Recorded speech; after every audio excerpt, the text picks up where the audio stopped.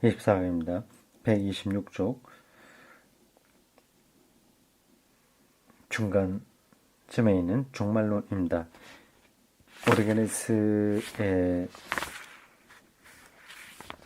이론을 이렇게 따라가고 있습니다.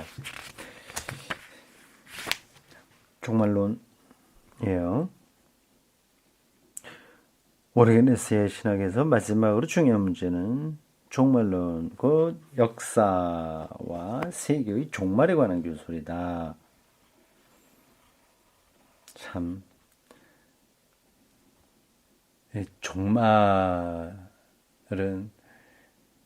구약과 신약 전체, 특별히 예수의 재림을 기다리고 있는 신약 공동체에서는 절대적으로 중요한 가르침인데, 교회에서는 이것을 별로 중요하게 다루지 않습니다. 그냥 잘 먹고 잘 사는 문제에 좀 떨어지거나 아니면 내세주의로 떨어지죠.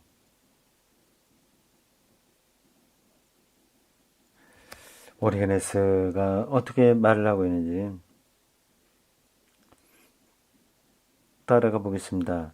그는 종말에 관한 원시적인 표성이라고 하는 것은 아주 초기 기독교인들이 생각했던 종말론을 가르치죠. 예수가 이제 온다. 심지어는 자기들이 살아있을 때 다시 온다. 그걸 세상을 심판하고 완성한다. 그렇게 생각했습니다. 근데 그러한 표상을 정신화해서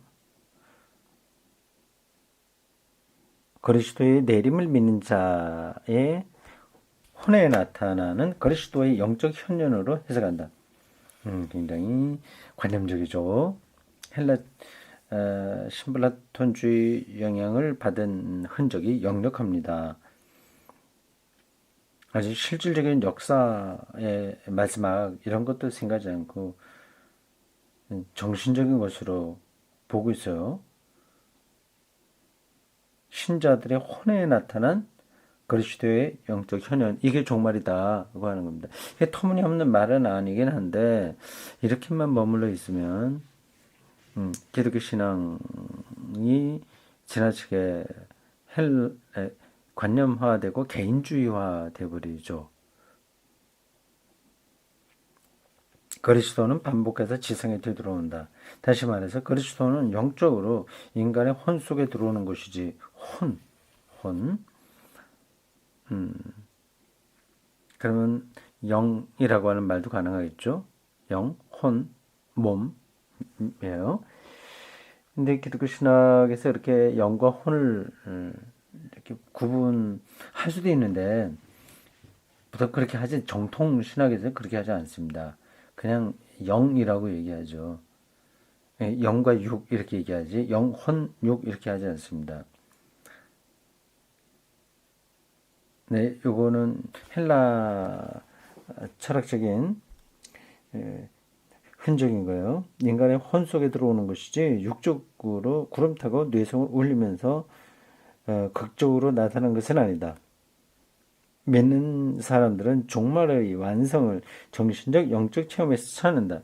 바울이 말한 영적 몸이란 물질적인 몸이나 몸의 본질이나 그 이념을 가리킨다. 물질적인 몸의 본질이나 그 이념을 가리킨다. 이것은 몸이 영혼에 참여하는 것을 의미한다. 지금 또 이렇게 생각하는 사람들 많죠. 지성적인 사람들일수록 지성적인 기독교인일수록 이러한 종말을 개인주의화하고 이렇게 정신화하고 관념화하는 경향이 많습니다. 그건 이해가 되는 거예요. 도대체가 오늘 그 물리학 그 어느 정도 알고 있는 사람들에게서 이 우주의 실질적인 종말이라고 하는 것은, 근데 그게 이제 예수의 재림과 연관된다고 하는 것은 실감이 안 되는 거죠. 죄에 대한 인간의 벌은 지옥이다. 예. 지옥이란 우리의 양심 안에서 타고 있는 불을 뜻한다. 다시 말해서 이것은 우리가 신에게서 떠나 있는 것에 대한 절망의 불이다. 여기까지 돼요. 네, 종말을 얘기하면서 죄를 얘기할까요? 그 심판을 말하려고 하는 걸까요? 그렇지만 이러한 상태는 혼의 정화의 과도적 상태다. 마지막에 모든 인간은 그리고 모든 것은 정신화되고 영광스럽게 된다. 물질적 실존은 사라질 것이다. 육체는 사라진다. 그렇죠. 뭐, 맞는 얘기죠. 이것이 유명한 아포카타스타시스톤 판톤 곧 신과 통일되는 만물의 복귀에 관한 교설이다. 영적 존재에서 자유란 결코 폐기되는 것이 아니다. 이 점에서 오르게네스는 아우구스티누스와는 달리 자유를 철저하게 주장했던 사람이다. 아우구스티누스는 자유를 주장하지 않았나요? 자유를 말하나 섭리를 더 강조한 것일까요? 자유보다도 숙명, 운명을 더 어거스틴이 강조했다는 말일까요? 그러니까 자유를 완전히 어거스틴이 폐기한 건 아닐 겁니다. 그런데도 우주의 전 과정은 또한 반복될 가능성도 있다. 우주 물리학에서 보면 일리가 있는 주장이네요. 이와 같은 종말론의 정신화로 하여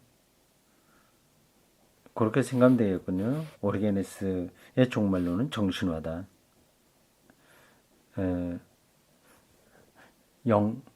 영화다. 뭐 영적인 해석 그런 말 하잖아요. 영해 이런 말 하지 않습니까? 스피리투알리지어롱 이다. 여기 스피리추얼리티 뭐 이런 거를 정신화 얘기했는데 정신 보통 우리들에게 익숙한 걸로 하면 영성화라고 해야 되는데 정신화라고 했네요. 네, 번역을 그렇게 했습니다. 오르게네스는 고대교회의 최대 신학자가 되었다. 이렇게 해서 종말의 정신화로 최대의 신학자가 되었다. 그렇지만 바로 이것 때문에 그는 교회에서 이단자로 몰리게 되었다. 그렇죠. 이건 정통 신학에서는 약간 비껴 있는 겁니다. 단순한 사람들은 그의 학문적 신학을 받아들이지 않았다. 수도사도 평신도도 미래의 삶이라든가 종말에서의 파멸이라든가 최후의 심판이라든가 이런 것들은 모두 문자적으로 이해되었는데 그런 것에 대한 신앙을 버리려고 하지 않았다. 지금도 그런 사람들이 많은데 2000년 전 거의 1700년 전이야 오류가 있겠습니까? 오리게네스에 대한 반발은 두 가지 다른 동기가 있다. 하나는 그리스도적 이원론에 반대하고 이거 맞죠? 그리스도적 이원론 이건 기독교하고는 반대입니다. 육체적 실존을 강조하는 유대교적 실제론에 바탕한다. 또 하나는 세상생활에서 부유하게 산 사람에 대한 복수심에서 나왔다. 아하, 이렇게까지 틸리가 설명을 했나요? 근데 복수심이라고 표현하기는 좀 그러네요. 정의에 대한 갈망 이렇게 얘기하는 게 나을 것 같습니다. 그러니까 이 땅에서 악하게 산 사람들에 대한 내세에 벌이 없으면 이러한 오늘의 삶의 이 불의를 우리가 어떻게 견뎌내냐 하는 그러한 이야기죠. 이래하여 그들은 실질적이고 문자적인 심판이나 종말의 파멸이나 하늘나라 따위의 이상을 옹호하기 위해서 싸웠다. 오르게네스와 반대하는 사람들에게 싸운 거예요. 그래서 오르게네스를 이단으로 몰았습니다. 교회는 이와 같은 사람들 편에 서서 오르게네스 교설의 이단적 요소에 대해 탄핵했던 것이다.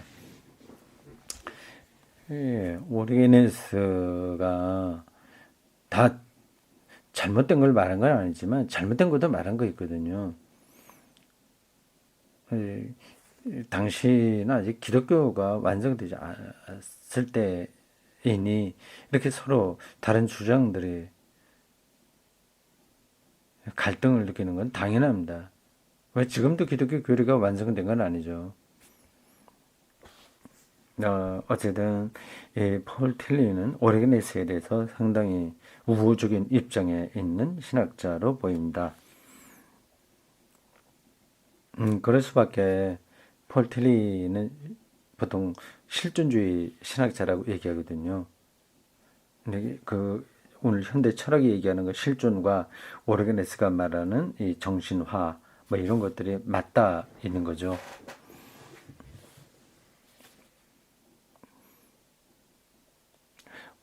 오르게네스에 대한 반대가 정통신학에서 많이 나왔어요. 뭐 그 당시에는 아직까지 정통이다, 이단이다 뭐 이렇게 하는 게 구분하는 게 이렇게 쉽지는 않습니다. 정통이었다가 또 어떤 때 어떤 주장 때문에 뒤로 몰리기도 하고 또 다시 복권되기도 하고 그랬습니다. 삼일체 논쟁에서 대표적인 아다나시우스하고 아리우스 이 두 사람들도 마찬가지거든요. 사실 아리우스파가 더 컸어요. 세력이 더 컸습니다. 아다나시우스가 삼일체론 호모 우시우스라고 하는 주장을 근거로 해서 삼일체를 주장한 아다나시우스가 기독교 정통으로 자리를 잡게 된 것은 그것이 옳기도 하고 뭐 옳다고 봐야죠. 우리 정치적인 어떤 배경들도 좀 있고 했습니다. 근데 그 당시에는 아다나시우스가 정통이라고 해서 아리우스파가 금방 이렇게 힘을 잃고 하지는 않았습니다. 오랫동안 상당한 세력을 형성하고 있었습니다. 점진적인 과정을 통해서 결국은 아리우스파는 축출되는 거죠. 오르게네스에 대한 정통교회의 반대가 어떤 게 있었냐 하는 것을 이제 폴 틸리가 설명합니다. 5번 로고스 그리스도론에 대한 반동.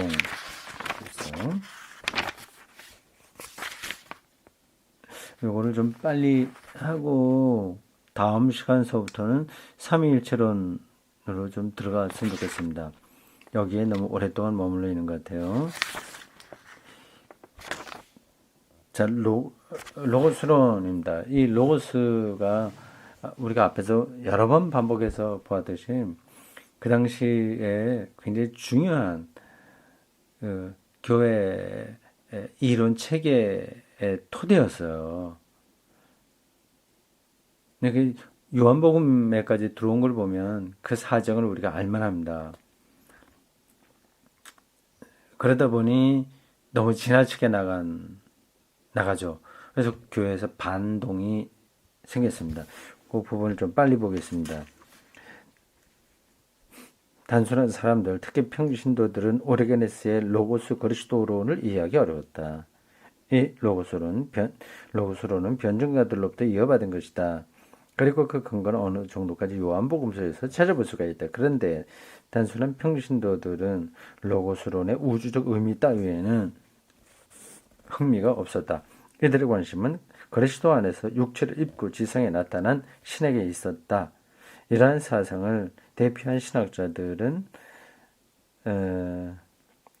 모나르키아주의자들이라고 일컬었다. 모나르키주의자라고 하는 말은 모나르키아에서 유래했는데 이 말은 한 사람이 지배라는 뜻을 가지고 있다.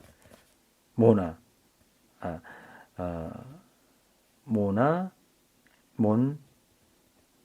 하나라고 한 뜻이고 아르키아 이건 지배죠.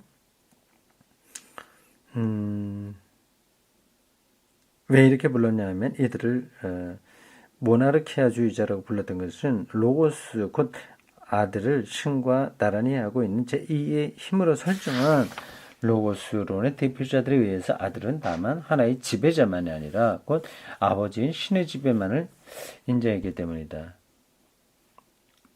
복잡해요. 모나르키아주의자들은 아버지와 나란히 아들을 세우고 또는 아버지와 아들이 함께 성령을 세우는 로고스론의 이신론적 또는 삼신론적 위험성에 대한 일신론적 반동이다. 이 모나르키아주의는 디나미스적 모나르키아주의, 곧 양자론과 모두수적 모나르키아주의에 두 파로 분열됐다. 자, 이제 두 가지로 분열되는데 어떻게 됐나 하는 거를 따라가 보죠. 먼저 디나미스적 모나르키아주의. 디나미스가 다이나믹하다고 하는 거예요. 첫째 방향이 대표적인 한 사람이 로마의 테오투스.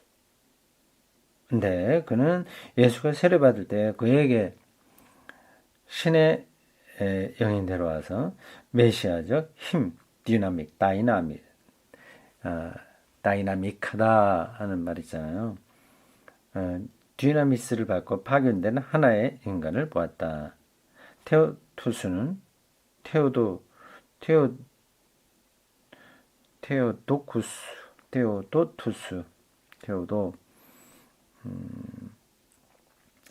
몇 줄 위에 올라가서 처음 시작하는 것 문장에서 테오도투스 원어로 썼는데 스펠링을 하나 고쳐야 되겠네요. 테오 그다음에 COTUS 썼는데 C를 D로 바꿔야 되겠습니다. 테오도 해야 되니까요.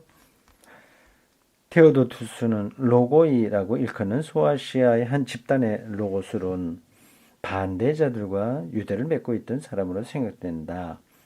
모나르키주의자는 예수의 인간적 측면을 강조했으며 요한복음서보다 예수의 인간적인 삶을 그리고 있는 공간복음서를 더 좋아했다. 공간복음서죠. 예수의 해석된 모습보다도 있는 그대로의 모습을 그리고 있죠. 공간복음서요. 뭐 그렇다고 해서 역사적인 사실에 근거해서만 예수를 표현하고 있지 않습니다. 공간복음서들도 다 신학적인 바탕에서 해석하고 있죠. 요한복음서는 로고스의 사상을 내포하고 있으며 요한복음서는 로고스 사상을 내포하고 있었으며 그 때문에 그들은 요한복음서를 거부했다. 아직 정경이 되지 전이죠. 그러니까 잠깐 문을 좀 닫겠습니다. 닫고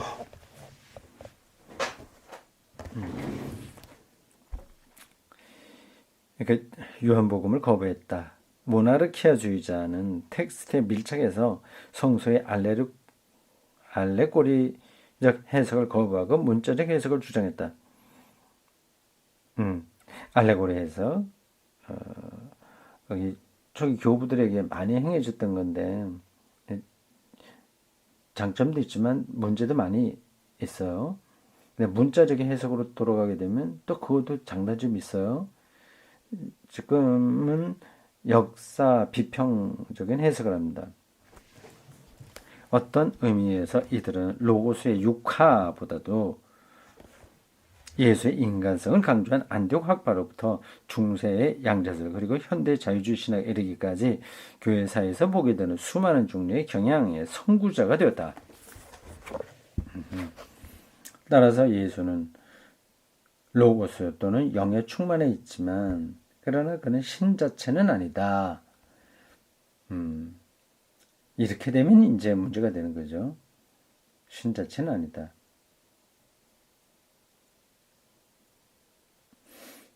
모나르키아주의의 이 방향은 중요하다.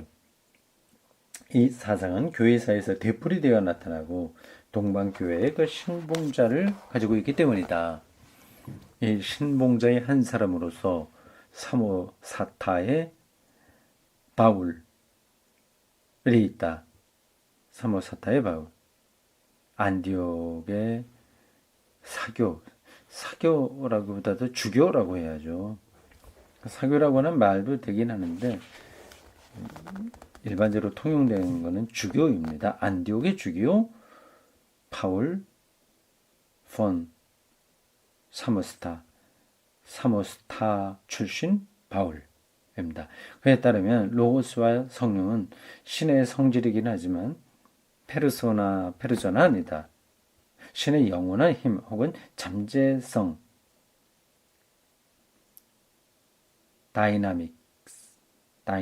디나미스이지만 독립된 존재라는 뜻의 위격은 아니다. 예수는 이들의 힘에 의해서 연기를 받은 인간이다. 여전히 인간을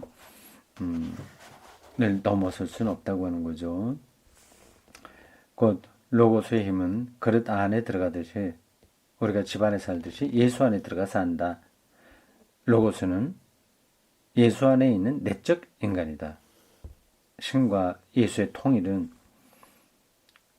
의지와 사랑에서의 통일이지 본성과 실체에서의 통일이 아니다. 본성이나 실체와 같은 범주는 줄곧 인격주의적 방향으로 기우는 모나르키아주의에서는 그 의의를 잃어버렸기 때문이다. 인간 예수가 자기 자신을 좀 더 높이 발전시킨다면 점점 위로부터 많은 것을 받게 된다. 그리고 마침내 그는 신과의 영원한 통일을 달성하고 세계의 심판자가 되며 신적 존엄으로 높여지게 된다. 그래서 인간 예수는 드디어 신이 된다. 그러나 그는 어떻게 해서라도 그것을 자신의 의지에 의해서 획득하지 않으면 안 된다. 선제적으로 주어진 게 아니라 자기가 획득해야 된다라고 주장을 해요. 그러니까 정통하고는 좀 거리가 있습니다. 자유의지는 그 인간성에 속한 것이다. 그리하여 구주의 신성이 부인된다. 자기가 거기까지 도달해야 할 존재니까요. 이러한 부정으로 와서 사모사타 바울은 교회의 눈에 이단으로 비추게 되었다. 내 눈에도 이단으로 보이네요. 그렇죠. 그러나 그 당시에는 그렇게 함직합니다. 그 시대의 많은 사람들이 오늘날까지도 이 사고의 방식을 즐겨 따르고 있지만 말이다. 예수를 성인으로 생각하는 거죠. 쉽게 얘기해서. 그것은 구원을 인간 예수의 의지에 의존시켰기 때문이다. 양자로는 말하자면 아래로부터 인간 예수의 실존으로부터 시작해서 이 인간이 그의 삶에서 위로부터 곧 신적 영에 의해 어떻게 인도되고 마침내 신적 영역까지 높여졌는 것을 보여준다. 이건 자유주의 신학에서도 매력적인 거죠. 그리고 어쩌면 일반 사람들에게 예수를 전하는데 훨씬 더 설득력이 있는 주장입니다. 예수는 특별한 인간이긴 하되 원래부터 신적 존재는 아니고 신적이 경지 이를 만한 능력이 있는 사람이다. 그런 능력을 또 받았다. 그래서 그가 신과 동일한 차원에 들어가게 된 것은 그의 의지로서 가능한 것이지 원래 그렇게 존재론적으로 그렇게 된 것은 아니다. 그런 얘기입니다. 두 번째, 모두 수적, 모나르키주의자. 첫 번째는 디나미스적인 단일 지배 요신의 단일 지배. 두 번째는 모두 수적. 이게 어떤 뜻인가 봅시다. 이 모나르키아주의의 둘째 방향은 동방에서나 서방에서나 상당히 널리 퍼져 있다. 이 방향은 로고스론에 대해서 좀 더 심각한 위험을 의미한다. 왜냐하면 이것은 많은 그리스도인의 종교적 감정에 적합한 것을 지니고 있기 때문이다. 이 모나르키아주의는 신이 여러 가지 다른 모두스, 양태론이라고 하는 거예요. 양태, 모양이라고 하는 거예요. 그래서 여러 가지 방식으로 나타난다는 사실을 주장하기 때문이다. 그래서 때문에 모달리즘, 양태론이라고 부른다. 삼위일체론에도 양태론이 있잖아요. 그리고 또한 이것은 신 자신이 그리스도 안에서 고난을 당했다고 주장하기 때문에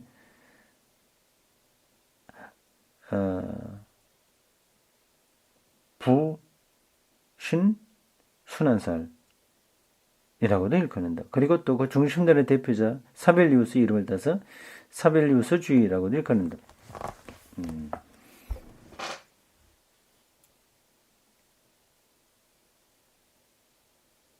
서방에서 모달리즘의 대표자의 한 사람인 프락세아스는 터툴리아누스가 논박했던 사람들이 터툴리아는 좀 더 정통에 있는 사람이에요. 다음과 같이 주장했다. 아버지인 신자신이 천의 마리아에게서 나왔으며 그 아버지인 신자신이 오직 그 신만이 땅 위에서 순환하고 죽음을 당했다. 그에게 신이 된다는 것은 아버지로서의 신이 된다는 것을 의미한다. 따라서 우리가 신은 예수 안에 존재한다고 말할 때 그것은 아버지가 그 안에 존재한다는 것을 의미한다. 프락세아스와 그의 추종자들은 두 신을 믿는 사람들, 이른바 두 신, 이신론이나 세 신을 믿는 사람들, 이른바 삼신론자들의 반대에서 한편으로는 신의 지배, 모나르키아, 하나, 유일신, 단일신론이라고 그러죠. 유일신에게보다 단일신론이에요. 단일신론은 기독교 신론은 정통은 아닙니다. 또 한편으로는 아버지의 신자신이 나타난 예수의 완전한 신성을 위해서 싸웠다. 이 두 가지 생각은 많은 사람들의 지지를 받았다. 왜냐하면 일반 사람들은 신 자체를 땅 위에서 보기를 원했기 때문이다. 그들과 함께 있고 그들의 운명에 관심하는 신을 지상에서 보기를 원했기 때문이다. 그들이 예수를 보고 예수의 음성을 듣는다면 그것이 바로 신을 보는 것이고 신의 음성을 듣는 것이라고 생각했다. 뭐 이런 건 서신에 많이 나오는 이야기죠. 예수의 얼굴에 나타난 하나님의 영광 이런 겁니다. 그러나 이것은 신학적으로는 충분하지 못한 기술이다. 그것은 신의 불가변성과 모순되기 때문이다. 그리고 모든 존재 근거인 하나의 변화는 세계로부터 그것의 신적 근거를 빼앗는 것이 되기 때문이다.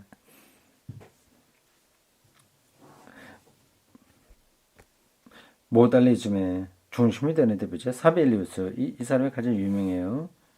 215년부터 로마에서 벌린 그의 활동은 절정에 달했는데 그는 다음과 같이 말했다. 아버지와 아들과 성령은 동일하다. 이들은 세 가지 명칭이지만 그 명칭이 가리키는 실제는 하나다. 우리는 한 신을 가지는 것인가 아니면 세 신을 가지는 것인가. 세 가지 명칭 또는 프로소파 세계 얼굴 이것은 독립된 실체 히포스타시스는 아니다. 헬라 철학에서 나오는 여러 가지 그 용어들입니다. 동시에 나타나지 않고 계기적으로 나타난다. 하나의 신이 창조자이며 율법의 소유자인 아버지로서의 얼굴로 나타나고 그 다음으로는 육하에서 승천에 이르는 구원자인 아들의 얼굴로 나타나고 그 뒤에는 생명을 주는 이인 성령의 얼굴로 나타난다. 이렇게 세 가지 형태로 나타난다. 그래서 양털이라고 하는 거예요. 그거는 정통 못 됩니다. 따라서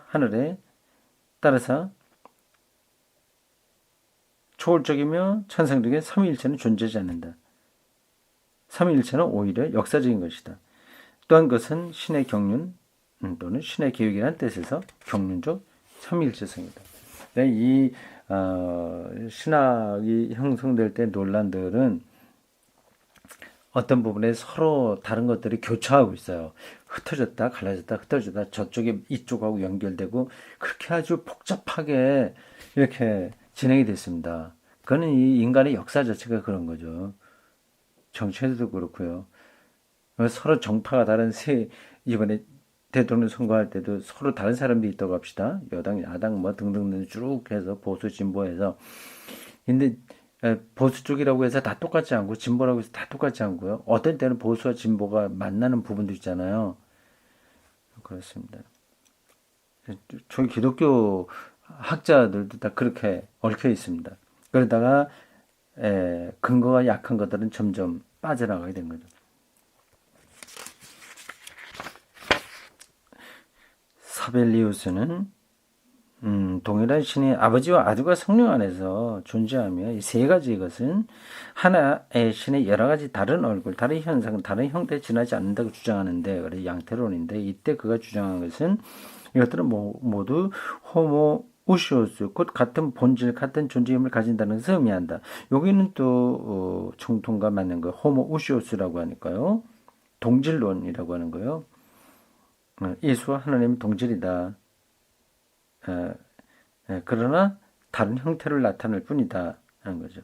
이것들은 세 가지 존재들이 아니고 세 가지 모습으로 나타나는 존재입니다. 이 교설은 교회에 의해서 거부되었지만 완전히 소멸되지는 않았다.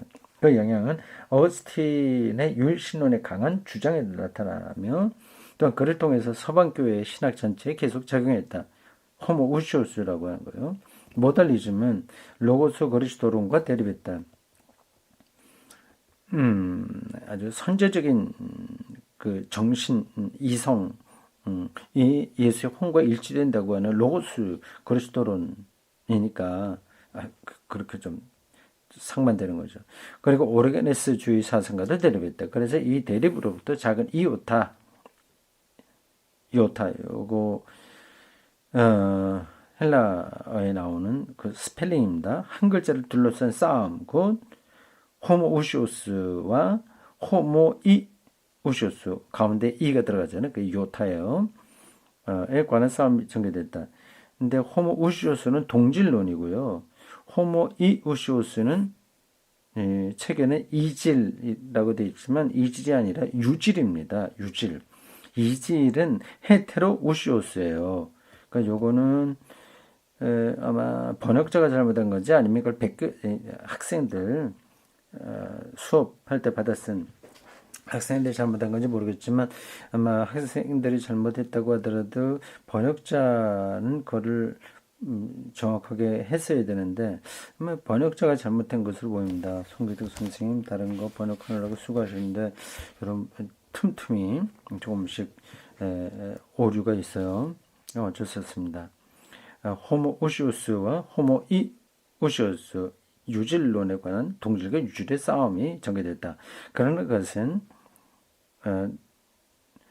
추상적인 개념의 싸움이 아니고 유일신론을 철저히 관철할 것인가 아니면 신과 인간 사이의 신적인 계층을 세울 것인가에 관한 싸움이었다.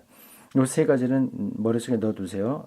다음에 삼위일체로 나올 때 반복되는 겁니다. 호모 우시오스 동질, 호모 이우시오스 유질, 헤테로 우시오스 이질입니다. 동방에서는 일반적으로 플라톤이나 플로티누스나 오르게네스에 따라서 신과 인간 사이의 계층을 받아들였다. 여기에서 그리스도는 반신이 되기 마련이다. 이 층이 떨어지니까 여기에 대해서 서방과 동방의 어떤 집단에서는 한편으로는 신적 지배, 모나르키아, 단일 지배를 강조하고 다른 한편으로는 그리스도의 인간성을 강조했다. 서방 사람들에게는 그러한 계층에 관한 사상이 무언가 추상적인 것이어서 생생한 중요성을 느낄 수 없었다. 그러나 삼위일체 논쟁을 이해하기 위해서 우리는 동방 사상을 알아두지 않으면 안 된다. 예, 수고했습니다.